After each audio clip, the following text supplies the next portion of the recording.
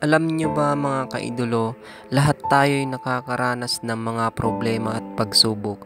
Dumating na tayo sa punto na parang gusto na lang natin sumuko, yung problemang parabang hindi na matatapos. Mga pagsubok na parang tubig sa bukal na walang hintong pag-agos.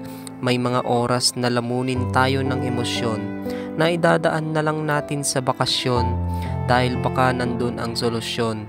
Igagala, iaakyat, ilalangoy, iinom na lang palagi pero pagdating ng kinabukasan balik na naman sa dati.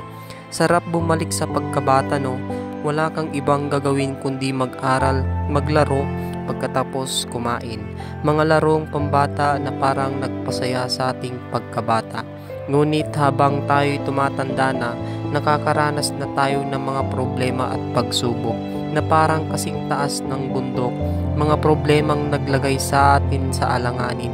Pero kahit gaano kataas ang bundok, pilitin nating akyatin, makamit lang ang tuktok kasi sabi nila nandun ang magandang tanawin.